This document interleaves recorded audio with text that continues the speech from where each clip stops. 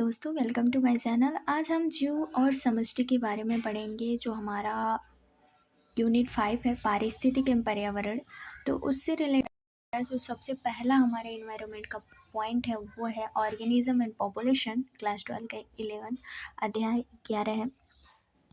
तो आपको पता है इसमें हम के टॉपिक्स कौन कौन से पढ़ने वाले हैं। तो यह है पारिस्थितिक स्तर, समष्टि के गुण और वृद्धि और मॉडल, और समष्टि पारंपरिक क्रियाएं।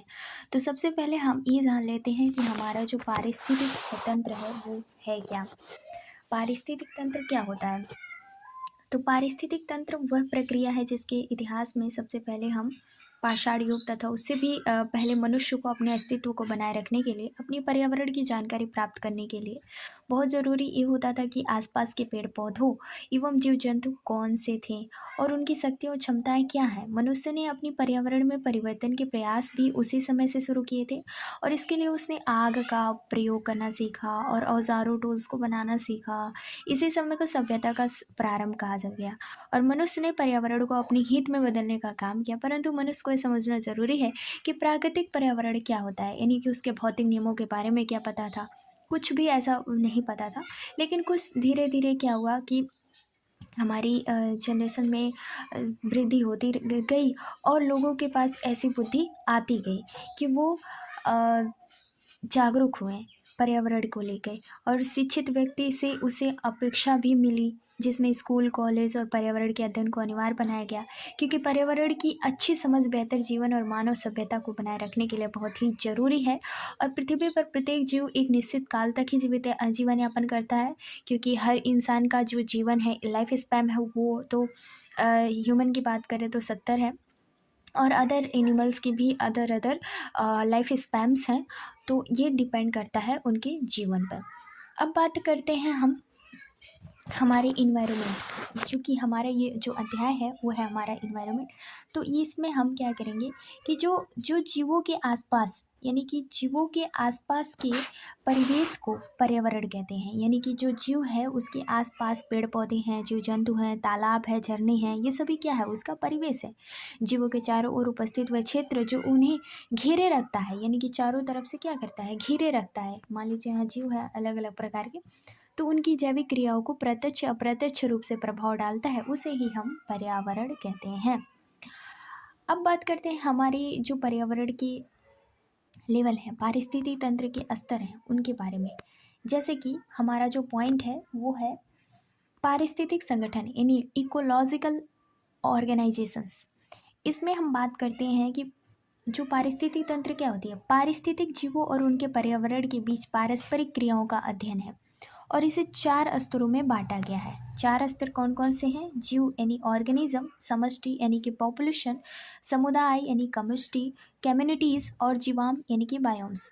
जीव में हम मूल इकाई और समष्टि में एक ही जाति का समूह को कहते हैं, समुदाय विभिन्न जातियों का समूह को कहते हैं और जीवाम यानी टुंड्रा, वर्षावन, मरुस्थल आदि।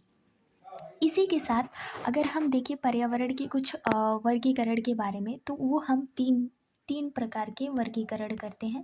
पहला हमारा जो होता है वो स्थल मंडल, जिसको हम लिथोस्फीयर कहते हैं, और दूसरा है हमारा जल जिसे हम हाइड्रोस्फीयर कहते हैं, और तीसरा है वायु। तो ये तीनों हमारा जो लेयर है वो हमें बताता है, यानी स्थल मंडल में पृथ्वी की ऊपरी या बाहरी उबड़ खाबड़ उपजाऊ सतह की स्थल मंडल यानी लिथोस्फीयर कहते हैं। जैसे मैदानों, रेगिस्तानों आदि को मिला के बना होता है।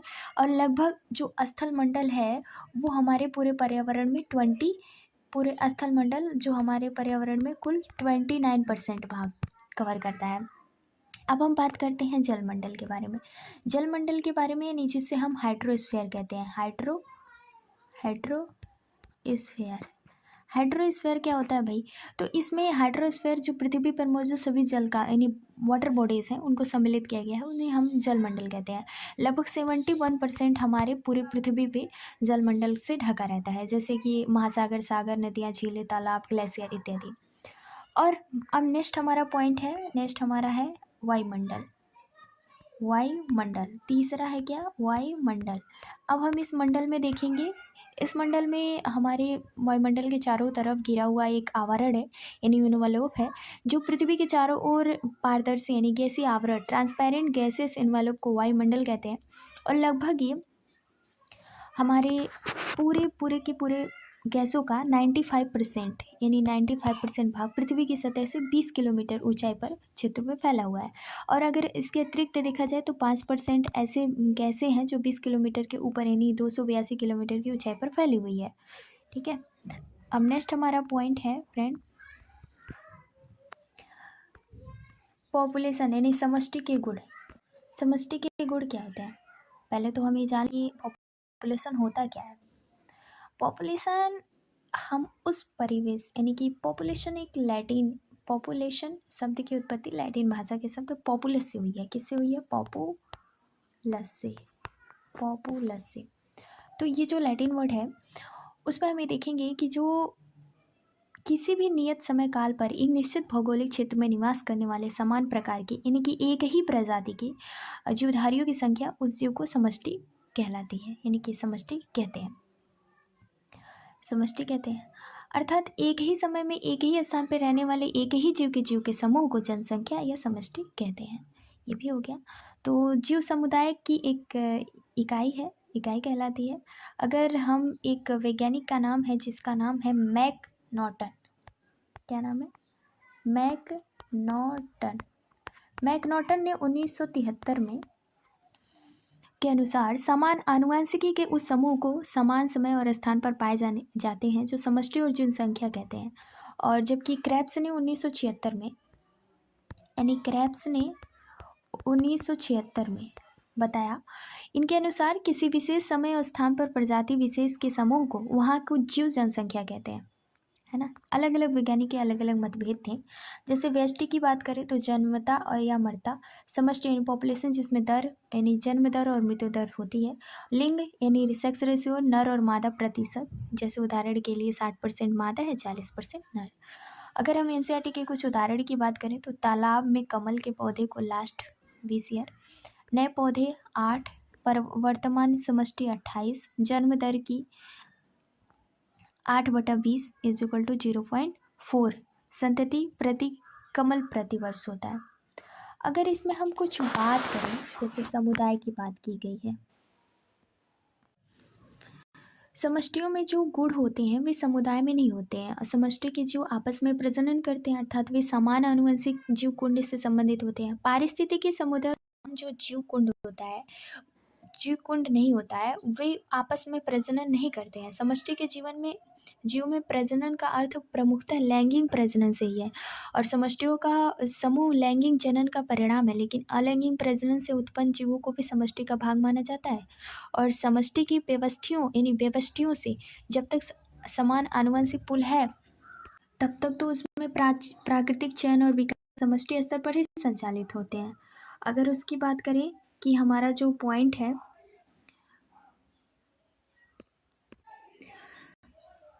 तो कुछ ऐसी भी समष्टि परिस्थिति संबंध समष्टि आनुवंशिक तथा विकास से करती हैं। जैसे समष्टियों में ऐसे गुण पाए जाते हैं जो व्यक्तिगत जीवन से नहीं होते, जैसे जन्म दर, मृत्यु दर, लिंग अनुपात, वायु वितरण, ये समष्टि घनत्व होते हैं। जन्म दर क्या बताती है? इकाई समय में किसी जनसंख्या द्वारा, यानी कि जन्म दर। जन्म दर हमें बताती है कि इकाई समूह में किसी जनसंख्या द्वारा उत्पन्न नए जीवधारियों की औसतन जनसंख्या को जन्म दर कहते हैं, कि अगर किसी अस्थायी जगह पर होता है। और मृत्यु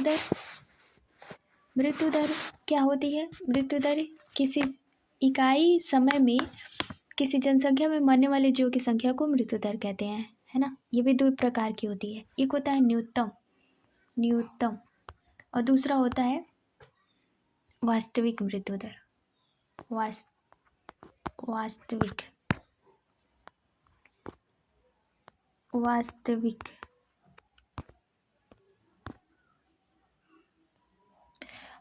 मृत्यु दर। तो ये जो वास्तविक मृत्यु दर है, इसमें ये बताया जाता है कि हमारी न्यूनतम की बात करें तो किसी विशेष जगह पर एक निश्चित जनसंख्या होती है और वह कम हानि दर्शाती है, तो उसे न्यूनतम कहते हैं, है ना। वास्तविक क्या है कि किसी इकाई इस जनसंख्या में मरने वाले जीवों की संख्या में वास्तविक पारिस्थितिक मृत्यु दर कहते हैं और ये समान मृत्यु दर होती है। अगर हम इसकी बात करें तो हमारा नेक्स्ट पॉइंट है आयु पिरामिड। अब जन्म की पिरामिड की बात की जा रही है, आयु पिरामिड। तो आयु पिरामिड क्या होती है, तो हम इस पर पहले बात कर लेते हैं। आयु पिरामिड विभिन्न आयु और वर्गों में जीव संख्या, वे जीव की संख्या आयु वितरण कहलाती है, यानी एज डिस्ट्रीब्यूशन कहलाती है, या ये एज पिरामिड भी कह सकते हैं। तो इसमें हम ये भी देखते हैं कि जो पारिस्थितिक दृष्टि में भी जनसंख्या के 3 वर्ग होते हैं, जो जैसे कि 3 वर्ग कौन कौन से हैं। एक होता है जनोत्तर, एक होता है जनन क्षमता, एक होता है जनन पूर्व, है ना, यानी कि पोस्ट रिप्रोडक्शन, रिप्रोडक्शन और प्री रिप्रोडक्टिव, है ना, 3। इसकी जो समष्टि घनत्व डेंसिटी है, तो हम पहले देखेंगे कि जन्म दर कितनी है। जन्म दर 20 से प्लस बढ़ रहा है जनसंख्या में ना, समष्टि घनत्व। फिर अप्रवासन मतलब कि एक जगह से दूसरी जगह पे जा रहे हैं लोग। फिर उत्प्रवासन मतलब जिस जगह से थे वहाँ से वो जा रहे हैं, तो वहाँ की जनसंख्या क्या हुआ, खत्म हुई, कम हुई। फिर मृत्यु दर हुई, तो भी जनसंख्या घटेगी, है ना। तो ये इसका समीकरण है, n+1 = n+b+ का होल d+e, यानी यदि b+i से d+e तो जनसंख्या बढ़ेगी।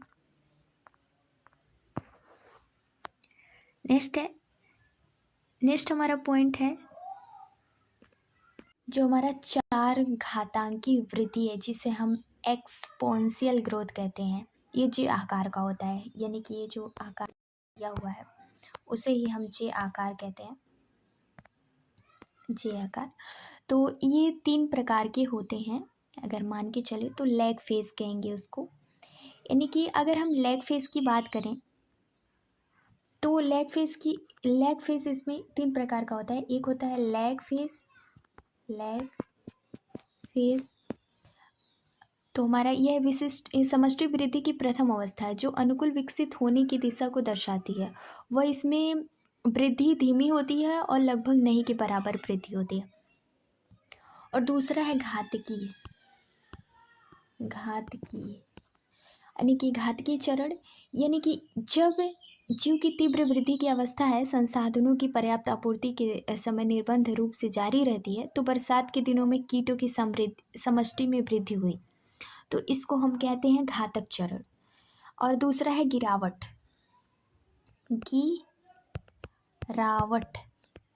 तीसरा हमारा गिरावट है। अब गिरावट में क्या होता है कि अति वृद्धि के पश्चात जब आवास में सुविधाएं और भोजन आदि कम हो जाते हैं, तो धीरे धीरे समष्टि की यानी कि पॉपुलेशन की वृद्धि दर में गिरावट आने लगती है ना। तो ये था हमारा समष्टि। अब हम इसमें कुछ इस डायग्राम को समझ लेते हैं। जैसे कि अगर हम संसाधन, भोजन और स्थान की असीमित हो, कर्व जे आकार की होती है, जैसे मैंने पहले बता दिया है, dn/dt = Rn।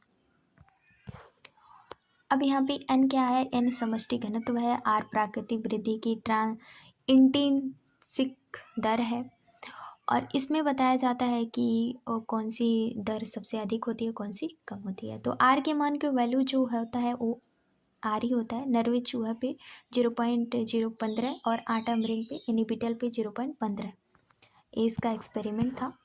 अब आते हैं हम सांभर तंत्र यानी लॉजिस्टिक ग्रोथ के बारे में। लॉजिस्टिक ग्रोथ क्या होता है, तो इसके बारे में भी हम जान लेते हैं। लॉजिस्टिक ग्रोथ की बात करें तो प्रकृति में किसी भी प्रकार की समष्टि के पास इतने असीमित संसाधन नहीं होते, चरघात की वृद्धि होती रहे। अंतर समष्टि में चरघात की वृद्धि नहीं होती, क्योंकि समष्टि के स्थान को हम पॉपुलेशन समझ लेते हैं। योग्यता जीवित रहते हैं और जनन करते हैं, जबकि अयोग्य नष्ट होते रहते हैं। योग्यतम प्रतिस्पर्धा को रोकने के लिए, मानव समष्टि वृद्धि को सीमित करने के लिए विश्व स्तरों पर अनेक प्रतिबंध लागू किए गए हैं। अगर हम इस आवास में जाति के लिए इस सीमा की प्राकृतिक पोषण क्षमता यानी कैरिंग कैपेसिटी के मान लेते हैं, यानी कि यहाँ जो हमारा कैरिंग कैपेसिटी है उसको हम के मान लें, तो प्रकृति की वह अधिकतम सीमा जिसमें आवास धारण कर सकता है उसे हम के मान लेते हैं। और इसी प्रावस्था को लेग से दर्शाते हैं। तत्पश्चात मंदन यानी एसिलरेशन एंड डिसेलरेशन फेज आती है, और इसमें ऐसे में फेज अभी आती है और सिग्मॉइड कर्व बन जाता है। सिग्मॉइड कर्व भी बनता है इसमें, अगर इसमें देखी जाए तो लॉजिकल पॉइंट में, है ना, सिग्मॉइड एस शेप होता है इसमें। नेक्स्ट हमारा आता है जीववृत्त भिन्नता यानी लाइफ हिस्ट्री ऑफ वेरिएशन। पहले तो हम लाइफ हिस्ट्री ऑफ वेरिएशन के बारे में देख लेते हैं क्या है। तो समष्टि यानी कि जनसंख्या जिस आबाद करती है उसमें अपनी जनन योग्यता बढ़ाने हेतु अनुकूल होती है, अर्थात विकास उनकी प्रजनन योग्यता है। इस प्रयुक्तता में योग्यता को डार्विनियन फिटनेस कहते हैं और इसका आशय है कि समष्टि में विकास की दिशा जनन योग्यता को बढ़ाती है और इस खास प्रकार के वारण दबाव सेट में जीव सर्वाधिक वक्ष युक्त की ओर बढ़ा विकास करते हैं। अगर हम डार्विन की बात करें तो डार्विन ने सबसे पहले अपनी जीव डार्विनियन फिटनेस उच्च आर को अधिकतम करने के लिए विकसित होते हैं। जैसे जीवन में एक बार प्रजनन, यानी उदाहरण के लिए प्रशांत महासागरीय समान मछली बॉस बैम्बू जीवन में कई बार प्रजनन, उदाहरण के लिए अधिकांश पक्षी स्तनधारी। और छोटी आकार की बहुत सारी संतति जैसे ऑस्टर पॉलेजिक मछली, और बड़ी आकार की अधिकतम कम संतति जैसे पक्षी स्तनधारी, ये बहुत कम होते हैं। तो ये हमारे इंट्रैक्शंस विद एनिमल कम्युनिटीज़ पे डिपेंड करता है, क्योंकि उनमें अलग अलग प्रकार से परभक्षण होते हैं।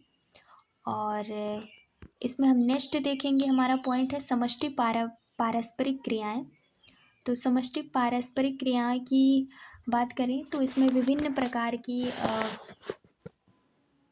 पारस्परिक हैं, जैसे कि इनको हम कहते हैं जैविक समुदाय में पौधे, जंतु और सूक्ष्मजीवों के समुदाय ऊर्जा संसाधन, ऊर्जा और स्थान के लिए एक दूसरे से अंतःक्रिया करते हैं। जंतुओं के द्वारा पुष्पों में परागण और बीजों में डिस्पर्सल होता है। तो हमें इस अलग अलग कम्युनिटीज़ में हम पार्ट देते हैं, जैसे कि इसमें अलग अलग है। तो सहो जिसे म्यूचुअलिज्म्स कहते हैं, ये जाति ए और जाति बी दोनों से संबंधित है, यानी दोनों को लाभ होता है। कंपटीशन किसे कहते हैं, ना तो ए को लाभ होगा ना तो दोनों को, यानी कि दोनों को हानि होता है। परभक्षण यानी प्रेडिकेशन कहते हैं, यानी ए वाली प्रजाति को लाभ होगा और बी वाली प्रजाति को हानि होगा। परजीवी पैरासिटिज्म्स को भी ए वाली प्रजाति को लाभ होगा और बी वाली प्रजाति को हानि होगा। सहभोजिता कम्युनलिज्म में क्या होती है, ए वाली प्रजाति को लाभ होगा और बी वाली प्रजाति को लाभ नहीं होगा, ना तो लाभ होगा ना तो हानि होगा। अंतर जातीय परजीवी एमेनिलिज्म इसे कहते हैं, ए वाली प्रजाति को ना यानी कि हानि होगा और बी वाली प्रजाति को ना तो लाभ होगा और ना ही हानि होगा। तो ये हम अलग अलग प्रकार से देख सकते हैं। अब हम बात करते हैं भक्षण के बारे में, प्रेडिकेटर। तो ये हमारे कुछ महत्वपूर्ण भक्षण हैं, यानी पहले हम भक्षण, जो जीव दूसरे जीव का भक्षण करता है उसे भक्षक कहते हैं, है ना। मतलब कि अगर वो जिस जीव को खाया जाता है उसे भक्ष यानी शिकार कहते हैं। जैसे शेर हिरन का भक्षण करता है, सांप चूहे को खाता है, मोर सांप का भक्षण करता है। तो इसी तरीके को हम प्रेडिकेटर कहते हैं, प्रेडेशंस कहते हैं, एक दूसरे को खाने की प्रक्रिया। अब इसमें हम देखते हैं कि जो ऊर्जा स्थानांतरण, पहले तो हमारा जब कोई जीव किसी जीव को खा रहा है तो वो शाकाहारी मांसाहारी है, तो उसमें से 10% जाता है। अभी हम 10% वाला पार्ट देखते हैं कि ऊर्जा का स्थानांतरण कैसे होता है। फिर उसके बाद शिकार प्रे की समष्टि को नियंत्रित रखता है, फिर जैविक विविधता बनाए रखता है, जैसे अस्पर्धा में कम करके। फिर उदाहरण के लिए अगर ऑस्ट्रेलियम 1920 में नागफनी यानी प्रिकली पियस कैक्टस को एक सलभ रखता है, तो हम इसमें देखते हैं कि 3 प्रकार के होते हैं। अगर हम इसमें शाकाहारी, मांसाहारी और सर्वाहारी, तो इसमें अलग अलग प्रकार के भी होते हैं। जैसे अगर हम बचाव की बात करें, है ना, स्पर्धा की बात करें, तो हम पहले ये देखते हैं कि किस में किस, मतलब कि कौन सा जीव किस में गया। अगर मान लीजिए शेर है, अगर पौधा है, पौधा क्या है, अगर पौधे को जो जीव खा रहा है उसको हम हर्बीवोरस कहेंगे। फिर जो पौधे को जो जीव खा रहा है उसको हर्बीवोरस कहेंगे, लेकिन बीच में अगर कोई कोई पौधा भी खाता है, मांस भी खाता है, उसको हम ओमनीवोरस कहते हैं। और फिर उसके बाद जो मांस खाता है, सिर्फ मांस पे डिपेंड होता है, उसको हम कार्निवोरस कहते हैं। 3 प्रकार के हुए ना। और पैरासाइटिक और स्कैवेंजर, ये तो परभक्षण होते हैं, ठीक है। इसमें भी वही चीज़ें हैं इंसेक्टिसाइड्स की तरह। तो हम स्पर्धा की बात करते हैं, कंपटीशन क्या होता है। गॉस का स्पर्धी अपरजन नियम। गॉस ने बताया कि सबसे पहले उन्होंने बताया कि दो निकट संबंधित जातियां समान संसाधनों के लिए अनंत काल तक साथ नहीं रह सकती। उदाहरण के लिए एबेंटन कछुआ बकरियों के आने से विलुप्त हो गया। दूसरा है संसाधन विभाजन। स्पर्धा से बचने के लिए जाति अलग अलग समय जगह पर भोजन करते हैं, जैसे मैक आर्थर का अध्ययन। फुदकी की एस जातियों एक ही पेड़ पर साथ रहती हैं। नेक्स्ट है परजीविता, पैरासिटिज्म जिसे कहते हैं। अब हम पैरासिटिज्म्स के बारे में, पैरासिटिज्म्स पहले तो हम जान लेते हैं पैरासिटिज्म होते क्या है। पैरासिटिज्म दो विभिन्न प्रजातियों के जीवों के मध्य होने वाली एक पारस्परिक क्रिया है, जिसमें एक जीव, जिसे परजीवी कहा जाता है, अपना पोषण दूसरे जीव पोषक यानी कि होस्ट से प्राप्त करता है, इसीलिए उसको हम परजीवी कहते हैं। जो जीव पोषण प्रदान ग्रहण करता है उसे परजीवी या परपोषित कहते हैं। जैसे कि अगर मैं बात करूं, अगर मान लीजिए एक मोनेरा है जो टीबी जीवाणु, टाइफाइड जीवाणु को इसके अंतर्गत आता है। प्रोटिस्टा में अगर हम देखें तो एंटमीबा मलेरिया परजीवी है। फंजाई में रस्ट स्मट रिंगवॉर्म है। प्लांटी में ओरोबेंकी अमरबेल है। एनिमिलिया में स्कैरी स्टेपवॉर्म है। तो विभिन्न प्रकार के हो जाते हैं। अगर हम परजीवी का अनुकूलन की बात करते हैं तो असंजी अंग यानी सकल पाचन तंत्र की अनुपस्थिति, पाचन प्रजनन क्षमता और बाह एक्टोपैरासाइटिस, जू किलनी कुक्स्टा, अंत एंडोपैरासाइटिस, लीवर फ्लू, दो घोंघा मछली, और फिर अंडे यानी ब्लड पैरासिटिज्म, जिसमें कोयल अपने अंडे कौवे के घोंसले में देती है। अंडों का रंग और आकार समान हो गया, इसे ही इवोल्यूशन कहेंगे। नेक्स्ट पॉइंट हमारा है कॉमनलिज्म्स की बात कर रहे हैं। तो ये क्या होता है कॉमनलिज्म? तो जब दो अलग अलग जातियों के जीव एक साथ रहते हैं लेकिन दोनों के बीच किसी भी प्रकार का शारीरिक क्रियात्मक संबंध नहीं होता, तो ऐसे जीवों को सहभोजी तथा यानी कि कॉमनलिज्म्स कहते हैं, है ना। अब एक जाति दूसरी जाति में केवल आधार या सरल यातायात का ही लाभ उठाती है, ठीक है। तो इसमें अलग अलग प्रकार से हैं, एक को लाभ हो रहा है, दूसरा प्रभावित है ना। अब इसमें हम कुछ उदाहरण देख लेते हैं, जैसे आर्किड्स के उदाहरण है।